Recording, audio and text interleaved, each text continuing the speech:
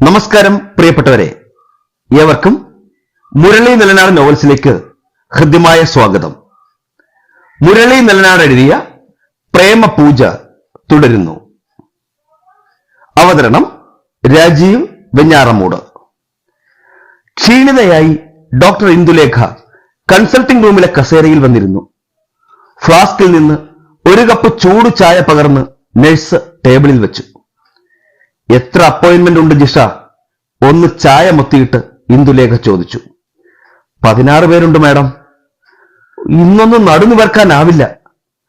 മാഡത്തെ കാണാൻ ഒരു ഡോക്ടർ 15 മിനിറ്റായി വെയിറ്റ് ചെയ്യുന്നുണ്ട്. ജീവൻ സ്വാമിനാഥൻ എന്നാണ് പേര് പറഞ്ഞത്. അതാരാണെന്ന് ഇന്ദുലേഖയ്ക്ക് മനസ്സിലായില്ല. ശരി, ആദ്യം അയാളെ വിളിക്ക്. നഴ്സ് വാതിൽ തുറന്ന് പുറത്തുപോയി. ഇന്ദുലേഖ ചായ കുടിച്ചു തീർന്നപ്പോ സുമുഖനായ ഒരു ചെറുപ്പക്കാരൻ അകത്ത് പ്രവേശിച്ചു. Good evening madam. Yeah, good evening, please come. പ്രസന്നമായ മുഖവുമായി അവൻ അകത്ത് വന്നു. നന്നേ വെളുത്തിട്ടാണ്. കട്ടിമീശ, മുഖത്തിന് ചേരുന്ന കറുത്ത ഫ്രെയിമുള്ള കണ്ണട. എന്റെ പേര് ജീവൻ സ്വാമിനാഥൻ, മെഡിക്കൽ കോളേജിൽ PG സ്റ്റുഡന്റ് ആണ്. അവൻ പരിചയപ്പെടുത്തി. ഇരിക്കൂ. Thank you madam. അവൻ എതിരെയിരുന്നു. മാഡത്തിന്റെ വിലയേറിയ സമയം അപഹരിച്ചതിൽ ക്ഷമ ചോദിക്കുന്നു. എന്റെ ഡാഡിയുടെ പേര് പറഞ്ഞാൽ മാഡം അറിയും. ഡോക്ടർ സ്വാമിനാഥൻ, കാർഡിയോളജിസ്റ്റാണ്. ഇന്ദുലേഖ പുഞ്ചിരിയോടെ തലയാട്ടി. ഓ യെസ്, സ്വാമിനാഥൻ സാറിനെ ആരാ അറിയാത്തത്? ഡാഡിയുടെ സിസ്റ്ററാണ് മായ ശ്രീനിവാസ് IAS. സംശയത്തോടെ ഇന്ദുലേഖ ജീവനെ നോക്കി. അതുൾക്കൊണ്ട് അവൻ തന്നെ പൂരിപ്പിച്ചു. യെസ് മാഡം, കളക്ടർ ശ്രീനിവാസിന്റെ വൈഫ്. ഇന്ദുലേഖയ്ക്ക് ആളെ മനസ്സിലായി. ജീവൻ, പൂജയുടെ മുറച്ചെറുക്കൻ. പറയൂ ജീവൻ, എന്തിനാ എന്നെ കാണാൻ വന്നത്? ഇന്ദുലേഖ പിന്നിലേക്ക് ചാരിയിരുന്നു. 50 ദിവസം മുമ്പ് മാഡത്തിന്റെ ഈ ഹോസ്പിറ്റലിൽ നടന്ന ഒരു ഡെലിവറിയെ കുറിച്ച് കുറച്ച് കാര്യങ്ങൾ അറിയാനാണ് ഞാൻ വന്നത്. പേഷ്യന്റ് മറ്റാരുമല്ല, കളക്ടർ ശ്രീനിവാസിന്റെ മകൾ പൂജ. എന്റെ പ്രതിശ്രുത വധുവാണവൾ. ഇന്ദുലേഖയ്ക്ക് അപകടം മണത്തു. സോറി മിസ്റ്റർ ജീവൻ, ഈ വിഷയത്തെക്കുറിച്ച് ജീവനോട് സംസാരിക്കാൻ എനിക്ക് പറ്റില്ല. Really sorry. പൂജയുടെ കുഞ്ഞു മരിച്ചിട്ടില്ലെന്ന് ഞാൻ വിശ്വസിക്കുന്നു. മനസ്സൊന്ന് വിറച്ചെങ്കിലും ഇന്ദുലേഖ പരിഹാസപൂർവ്വം ചിരിച്ചു. ഇവനെ ഭയപ്പെടണമെന്ന് മനസ്സ് മന്ത്രിക്കുകയും ചെയ്തു. ജീവന് എന്തു വേണമെങ്കിലും വിശ്വസിക്കാം. തെളിവ് തരേണ്ട ബാധ്യതയൊന്നും എനിക്കില്ലല്ലോ, നീരസത്തോടെ ഇന്ദുലേഖ പറഞ്ഞു. എന്റെ നിഗമനം ശരിയാണെങ്കിൽ ആ കുഞ്ഞിന് എന്ത് സംഭവിച്ചു എന്ന് പുറത്തറിയിക്കേണ്ട ബാധ്യത ഡോക്ടർ ഇന്ദുലേഖയ്ക്കുണ്ട്. ഒരു ഭീഷണി ചുവ കൂടി അവന്റെ സ്വരത്തിലുണ്ടായിരുന്നു. അങ്ങനെ ഒരു സാഹചര്യമുണ്ടായാൽ അന്വേഷണത്തിന് വരുന്നവരുടെ മുന്നിൽ ഞാനത് ബോധ്യപ്പെടുത്തിയാൽ പോരെ?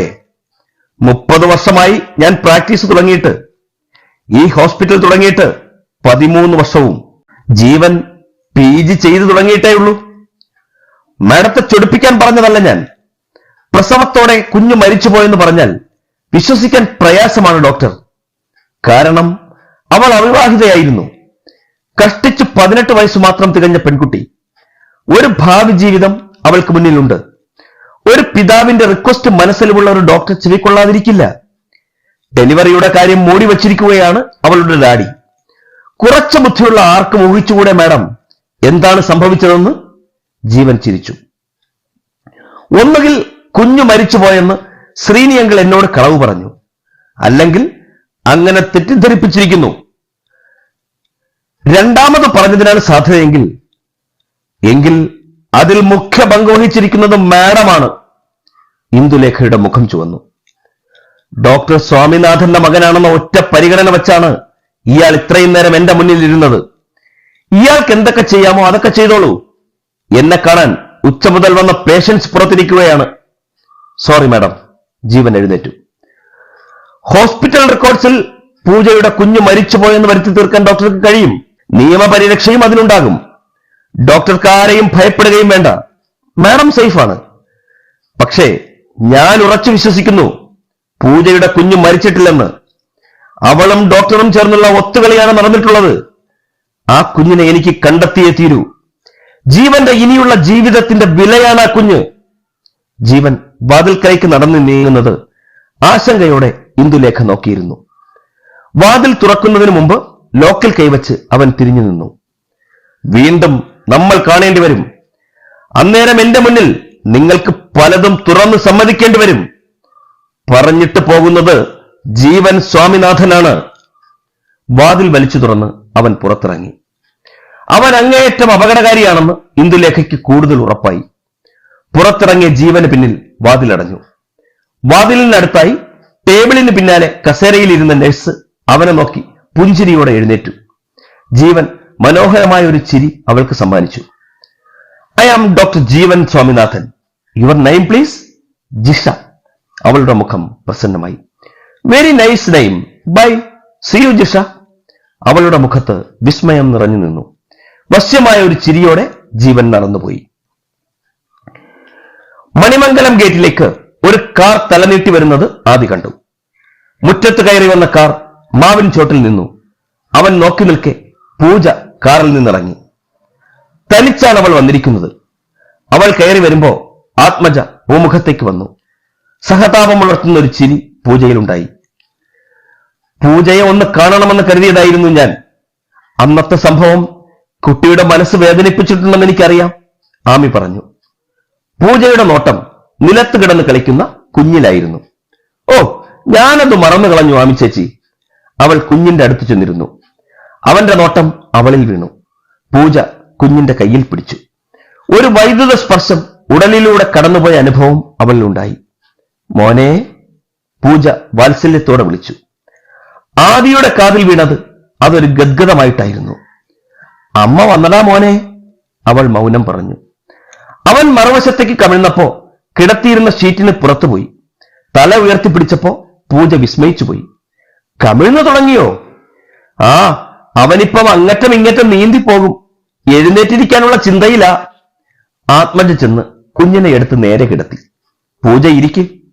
ആമി ചാരുപടിയിൽ ചെന്നിരുന്നു. തൊട്ടടുത്ത് പൂജയും ഇരുന്നു. ആദി അതൊന്നും ശ്രദ്ധിക്കാത്ത മട്ടിൽ പുസ്തകം തുറന്നു. ആമിച്ചേച്ചിയുടെ നിർബന്ധം കൊണ്ടാണ് അന്ന് ദത്തേട്ടൻ വാഗമണ്ണിന് വന്നതെന്ന് എനിക്കറിയാം. എന്നെക്കുറിച്ചുള്ള ഉത്കണ്ഠയായിരുന്നു ദത്തേട്ടനെ അങ്ങോട്ട് അയക്കാൻ ആമിച്ചേച്ചിയെ പ്രേരിപ്പിച്ചത്.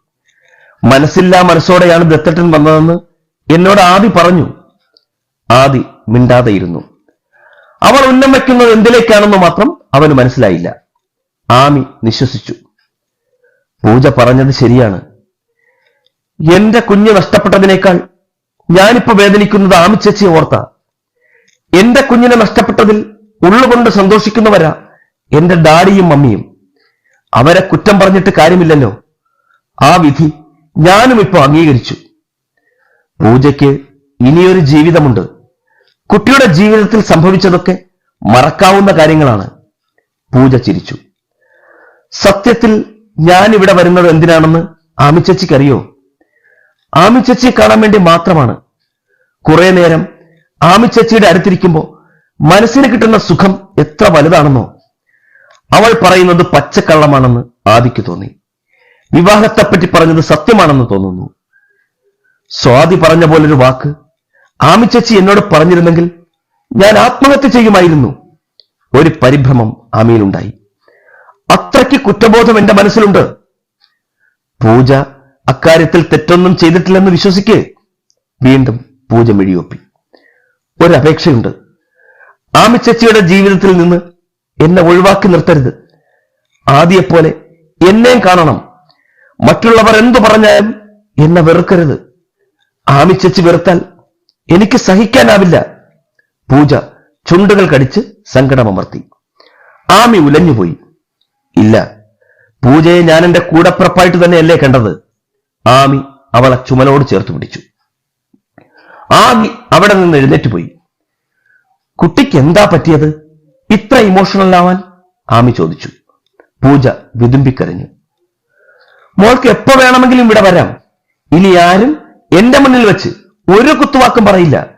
പറയാൻ സമ്മതിക്കില്ല ഞാൻ. അവർ പറഞ്ഞോട്ടെ. ആമിച്ചേച്ചിയുടെ സ്നേഹം മാത്രം മതി എനിക്ക്. ജയശങ്കിനി മുത്തശ്ശി വാതിൽക്കൽ പ്രത്യക്ഷപ്പെട്ടു. മോള് വന്നിട്ട് കുറച്ചു നേരമായോ? വാത്സല്യത്തോടെ അവർ ചോദിച്ചു. ഇല്ല മുത്തശ്ശി. നിലത്ത് കിടന്ന കുഞ്ഞ് കറങ്ങി അവരുടെ നേരെ വന്നു. എന്തൊക്കെ അഭ്യാസ ഉണ്ണി നീ കാണിക്കുന്നത്? ജയശങ്കിനി മുത്തശ്ശി ചെന്ന് കുഞ്ഞിനെ എടുത്തു. അവനെ എന്റെ മടിയിലൊന്ന് വച്ചു തരുമോ മുത്തശ്ശി? പൂജ ചോദിച്ചു. കയ്യിൽ അടങ്ങിയിരിക്കുമെന്ന് കരുതണ്ട. ജയശങ്കിനി മുത്തശ്ശി കുഞ്ഞിനെ അവളുടെ മടിയിൽ വെച്ചു കൊടുത്തു. പൂജ കുഞ്ഞിനെ നെഞ്ചോട് ചേർത്തണച്ചു. അനുഭൂതിയോടെ അവന്റെ കുഞ്ഞു മുഖത്ത് നോക്കി അവൾ പുഞ്ചിരിച്ചു. മോനുക്കുട്ടാ. അവൻ കാലുകൾ സൈക്കിൾ ചവിട്ടും പോലെ തുഴഞ്ഞു ചിരിച്ചു. ബലമായി പിടിച്ചോളണം, കുസൃതിയ, കയ്യിലിരിക്കില്ല, ജയശങ്കിനി മുത്തശ്ശി പറഞ്ഞു. മുത്തശ്ശി പറഞ്ഞത് സത്യമാണെന്ന് അവൾക്ക് മനസ്സിലായി. എപ്പോഴാ മുള്ളുന്നതെന്നറിയില്ല, ആമി ഓർമ്മിപ്പിച്ചു. ഓ സാരമില്ല, നീ മുള്ളിക്കോടാ, അവൾ കൊഞ്ചിച്ചു. പെട്ടെന്ന് എന്തോ ഓർത്ത പോലെ അവൾ അരികിൽ വെച്ച മൊബൈൽ ഫോണിൽ നോക്കി. ഒരു ഫോട്ടോ എടുത്തു തരൂ ആമി ചേച്ചി. അതിനെന്താ? ചാരുപടിയിൽ വെച്ചിരുന്ന പൂജയുടെ ആമി എടുത്തു. കുഞ്ഞിനെ മടിയിലിരുത്തിയുള്ള 2-3 ഫോട്ടോ ആമി എടുത്തു. ഇനി ആമി ചേച്ചി മോനെ വെച്ചോ, നിങ്ങളുടെ ഫോട്ടോ ഞാൻ എടുക്കാം. പൂജ കുഞ്ഞിനെ ആമിക്ക് കൈമാറി. കുഞ്ഞിനെ മാത്രം ഫോക്കസ് ചെയ്ത് അവനെ കളിപ്പിച്ചും ചിരിപ്പിച്ചും കുറെ ഫോട്ടോകൾ പൂജ എടുത്തു. ആദി ഡ്രസ് ചെയ്ത് ബൈക്കിന്റെ കീയുമായി അവിടേക്ക് വന്നു. നീ എവിടേക്കാ? ജയശങ്കിനി മുത്തശ്ശി ചോദിച്ചു. കിച്ചുവിന്റെ കയ്യിൽ നിന്നൊരു പുസ്തകം വാങ്ങാനുണ്ട്. പൂജയെ ശ്രദ്ധിക്കാതെ അവൻ ഇറങ്ങിപ്പോയി. ബൈക്കിൽ കയറി സ്റ്റാർട്ട് ചെയ്ത് ആദി പോയപ്പോ ആമി പൂജയുടെ നേരെ തിരിഞ്ഞു. നിങ്ങൾ വിരോധത്തിലായോ? ആദിക്കിപ്പോ പഴയ ഫ്രണ്ട്ഷിപ്പ് ഒന്നും എന്നോടില്ല. മുഖാമുഖം കണ്ടാലും മിണ്ടില്ല. സ്വാതിയെപ്പോലെ ആദിയും ചിന്തിക്കുന്നത്. ഇവിടെ വന്നു പോകരുതെന്നും വിലക്കിയിരിക്കുക, വേദനയോടെ പൂജ പറഞ്ഞു. അവനെയും ഒരു കുറ്റബോധം അലട്ടുന്നുണ്ട്, മുത്തശ്ശി കൂട്ടിച്ചേർത്തു. ചായ കുടി കഴിഞ്ഞാണ് പൂജ മണിമംഗലത്ത് നിന്നിറങ്ങിയത്. ഗേറ്റ് കടന്ന് കാർ കുറച്ചു ദൂരം വന്നപ്പോ റോഡരികിൽ വെച്ച ബൈക്കിനടുത്ത് ആദി കാത്തു നിൽക്കുന്നു. തന്നെ തനിച്ചു കാണാനാണ് അവൻ ഇറങ്ങിയതെന്ന് അവൾക്ക് മനസ്സിലായി. പൂജ അവന്റെ അടുത്തേക്ക് കാർ നിർത്തി. അവൻ കാറിനടുത്തേക്ക് ചെന്നു. നിന്നെ തനിച്ചൊന്ന് കാണാനാ ഞാൻ കാത്തുനിന്നത്. എന്താ നിന്റെ ഉദ്ദേശം? മുഷിഞ്ഞ സ്വരത്തിൽ ആദി ചോദിച്ചു.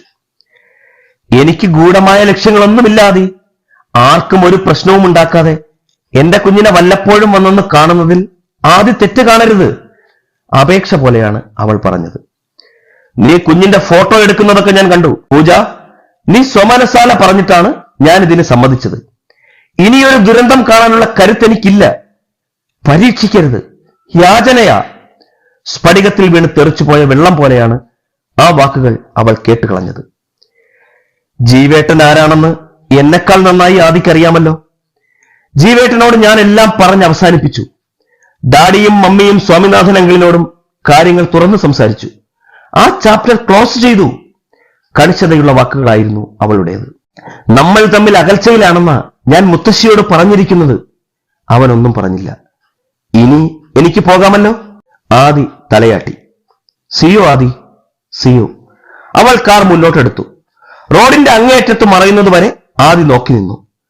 ആമിച്ചേച്ചിയോടുള്ള സൗഹൃദത്തിലൂടെ അവൾ ആഗ്രഹിക്കുന്നത് എപ്പോഴും മണിമംഗലത്ത് വരാനും കുഞ്ഞിനെ കാണാനുമാണ്. അവളുടെ ആഗ്രഹങ്ങളെ ചവിട്ടിമതിക്കാൻ ആർക്കും കഴിയില്ല. കരിഞ്ഞുണങ്ങി നിന്ന വൃക്ഷക്കൊമ്പുകളിൽ പെട്ടെന്ന് വർണ്ണപ്പൂക്കൾ പൊട്ടിവിടരുന്നത് ആദി മനസ്സിൽ കണ്ടു. തന്റെ മോഹങ്ങൾ പൂവണിയുമോ? അവൻ മിഴികൾ ഇറുകെ അടച്ചു പിടിച്ചു നിന്നു. പൂജ മടങ്ങിയെത്തിയ ഉടനെ കുഞ്ഞിന്റെ ചിത്രങ്ങൾ കമ്പ്യൂട്ടറിൽ കയറ്റി ക്ലാരമ്മയ്ക്ക് കാണിച്ചു കൊടുത്തു. കുഞ്ഞിനെ മടിയിൽ വെച്ചിരിക്കുന്ന 3 ചിത്രങ്ങൾ കണ്ട് നിറകണ്ണോടെ വിങ്ങിയും ചിരിച്ചും പൂജ ക്ലാരമ്മയെ നോക്കി. ക്ലാരമ്മ കണ്ണു തുളയ്ക്കുന്നതാണ് കണ്ടത്. ഇതിനു വേണ്ടിയാ ക്ലാരമ്മയെ ഞാൻ പോയത്.